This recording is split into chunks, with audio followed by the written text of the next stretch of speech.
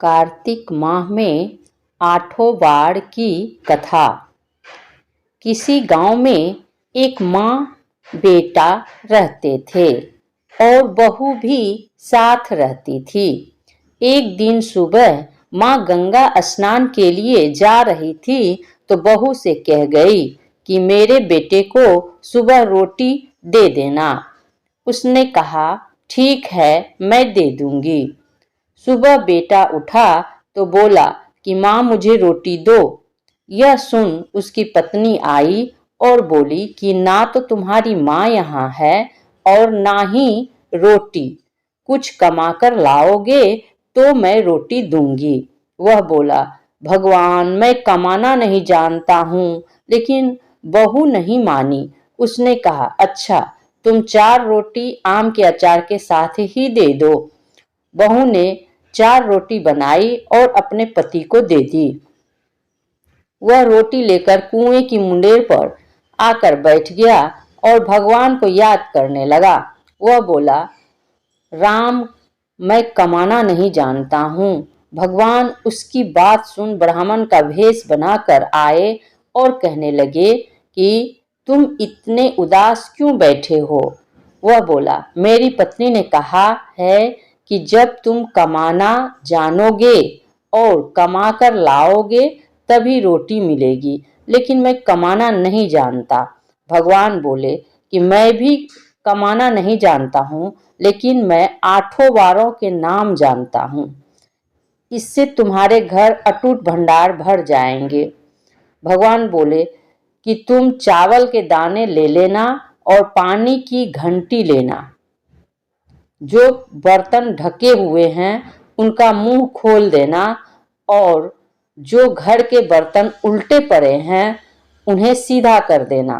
भगवान के रूप में ब्राह्मण ने कथा कही और उसने सुनी। रविवार, सोमवार, मंगलवार, बुधवार, बृहस्पतिवार, शुक्रवार, शनिवार 8 वारों का आसरा भरियो पीहर सासरा।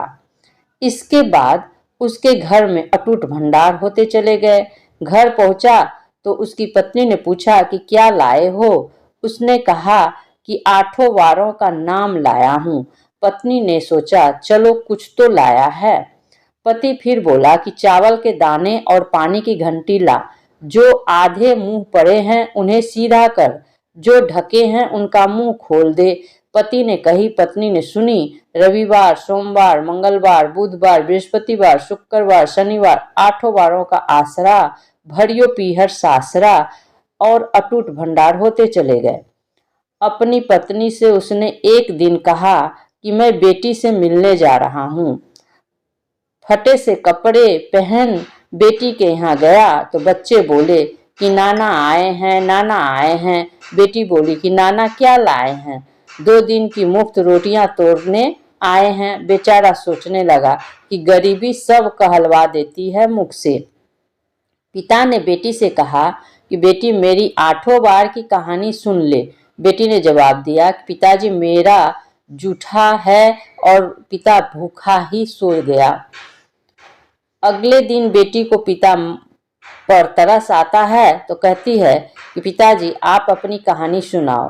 पिता बोला कि चावल दाने ला, पानी की घंटी ला, जो आधे मुंह पड़े हैं उन्हें सीधा कर, जो ढके हैं उनका मुंह खोल दे। पिता ने कही, बेटी ने सुनी। रविवार, सोमवार, मंगलवार, बुधवार, बृहस्पतिवार, शुक्रवार, शनिवार 8 वारों का आसरा भरियो पीहर सासरा और अटूट भंडार होते चले गए। बेटी टोकरे भर भर कर बांटने लगी। बेटी की पड़ोसनों ने जब यह कहा कि तुम तो कहती थी कि तुम्हारा बाप कुछ नहीं लाया है, तो इतना सामान जो तुम बांट रही हो ये कहाँ से आया है।